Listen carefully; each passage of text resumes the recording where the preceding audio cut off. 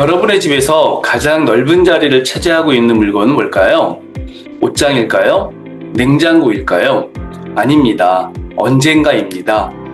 언젠가 쓸 것 같아서, 언젠가 필요할 것 같아서, 언젠가 살 빠지면, 언젠가 손님이 오면, 언젠가 이사 가면, 이 언젠가 하나가 여러분 집에서 한 평, 두 평을 차지하고 있습니다. 안녕하세요. 정리력 전문가 윤선현입니다. 오늘은 여러분의 집에 언젠가 물건 7가지를 짚어드리고 왜 그 물건들이 몇 년째 그 자리를 차지하고 있는지 그 진짜 이유를 말씀드리려고 합니다. 미리 말씀드릴 건요. 오늘 영상은 버리라는 얘기가 아닙니다. 끝까지 보시면 무슨 뜻인지 아실 거예요. 정리 현장에 가면 제가 늘 하는 질문이 있습니다. 이거 왜 여기 두셨어요? 돌아오는 대답의 80% 이상은 똑같습니다. 언젠가 쓸 것 같아서요. 그런데 제가 한 번 더 여쭤봅니다.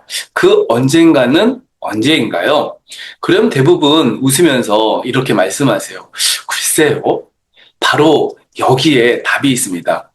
오늘 나오는 7가지 여러분 집에 몇 개나 있는지 세어보시면서 들어오세요.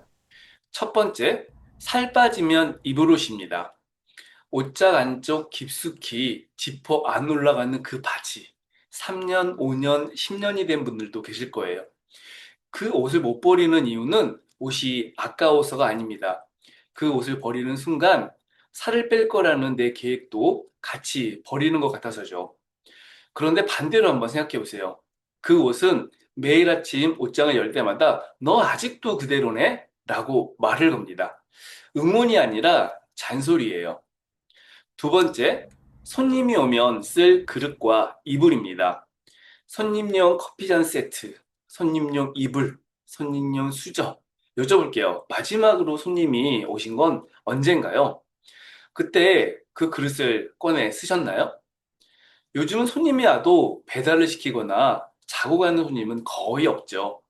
시대가 바뀌었는데도 살림만 20년 전에 머물러 있는 경우가 많습니다.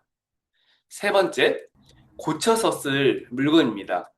고장난 시계, 배터리가 없는 무선 청소기, 다리 하나 흔들리는 의자, 고치면 되지 하고 옆에 밀어둔 물건들이죠. 현장에서 보면 고치겠다고 두신 물건이 실제로 수리된 경우는 열에 하나도 안 됩니다. 고칠 마음이 없는 게 아니라 고칠 시간이 영영 오지 않는 것이죠. 네 번째, 다시 볼 서류와 책입니다. 계약서도 아닌 안내문, 해지된 보험 약관, 병원 검사지, 아이들 학습지, 다 읽은 책, 다시 읽을 거라고 둔 책들, 서류는 특히 위험합니다. 부피가 작아서 버려야 한다는 신호를 안 주거든요. 그래서 서랍 하나가 통째로 종이 무덤이 됩니다. 다섯 번째, 사은품과 쇼핑백 포장지, 백화점의 쇼핑백, 예쁜 종이 가방, 리본, 명절 선물 상자, 사은품 우산, 판촉용 수건. 저거 나중에 뭐 담을 때 쓰지 하고 모아두신 거죠. 그런데 쇼핑백은요, 10개 정도면 충분합니다. 30개, 50개 있는 집이 정말 많습니다. 여섯 번째, 아이 주려고 둔 물건입니다. 특히 50, 60대 부모님 집에 많습니다. 나중에 결혼하면 줘야지 라고 두었던 그릇 세트나 이불, 살림살이. 그런데 솔직히 말씀드릴게요. 요즘 자녀분들은 그거 안 가져갑니다. 취향이 다르고 새로 사고 싶어 하고 무엇보다 그걸 놓을 공간도 없습니다. 주고 싶으면 지금 물어보세요. 이거 나중에 줄까? 이 한마디면 끝납니다. 일곱 번째, 다시 시작할 취미의 물건입니다. 기타, 골프채, 요가 매트, 뜨개실, 재봉틀, 등산 장비, 캠핑용품 정말 많죠?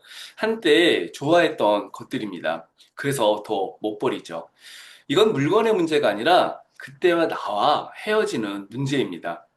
7가지 중에 몇 개나 나오셨나요? 여기서 오늘 가장 중요한 말씀을 드리겠습니다. 여러분 정리를 못하는 게 아닙니다. 결정을 안 한 겁니다. 언젠가 쓸 물건이라는 말을 잘 뜯어보세요. 그 안에는 언젠가 쓰겠다는 결정이 없습니다. 날짜가 없는 계획은 계획이 아니고 마감이 없는 결정은 결정이 아닙니다. 이건 제 경험담이 아닙니다. 미국 MIT대의 댄 엘리얼리 교수 연구팀이 2002년 학생들을 대상으로 실험을 했습니다. 같은 과제를 주고 한 그룹에는 마감일을 정해주고 한 그룹에는 학기 끝날 때까지 아무 때나 내라고 했습니다. 결과는 예상대로입니다. 마감이 정해진 쪽이 결과물의 질도, 제출 시점도 훨씬 좋았습니다. 물건도 똑같습니다. 언젠가 쓸 거야는 마감이 없는 과제입니다. 그래서 5년이 지나도 그 자리에 있는 겁니다. 그럼 어떻게 해야 할까요? 오늘 딱 두 가지만 알려드릴게요. 첫째, 질문 세 개를 던지세요. 물건을 손에 들고 이 세 가지만 물어보시면 됩니다. 마지막 쓴 건 언제인가요? 다음에 쓸 날짜를 말할 수 있나요? 지금 이게 없다면 돈 주고 다시 사시겠어요?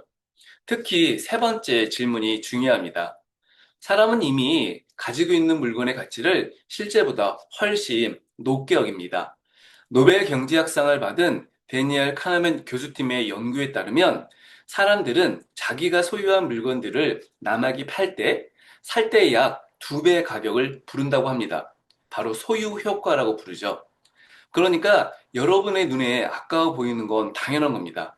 내가 원래 그렇게 생겼어요. 그래서 다시 살 건가라고 물으면 그 2배의 가치입니다.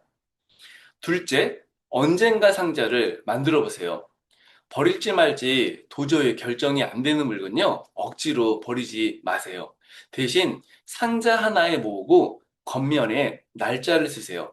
2026년 12월 31일 이렇게요. 3개월도 좋고요. 6개월도 좋습니다.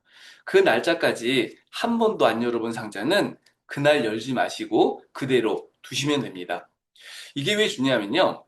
버리는 결정을 오늘 안 해도 되기 때문입니다. 오늘은 기한을 정하는 결정만 하시면 됩니다. 훨씬 쉽죠? 마지막으로 이 한 가지 말씀을 드리고 싶습니다. 여러분의 집 평당 얼마인가요? 서울의 아파트 평균이 평당 4천만 원이 넘었습니다. 지방도 1천만 원, 2천만 원씩 합니다. 언젠가 쓸지도 모르는 물건이 반평을 차지하고 있다면 그건 수백만 원짜리 창고를 무료로 빌려준 겁니다. 물건과 공간은 자산입니다. 자산이라면 자산처럼 관리해야 합니다. 오늘 영상을 보시고 딱 하나만 해보세요. 상자 하나 꺼내기, 날짜 하나 쓰기. 그거면 충분합니다. 다음 편에서는 요즘 집집마다 가장 빠르게 늘어나는 물건, 바로 소형 가전에 대해서 이야기하겠습니다. 안 쓰고 방치된 소형 가전, 사실 지금 가장 비싸게 탈 수 있는 물건입니다. 정리력 전문가 윤선현이었습니다. 감사합니다.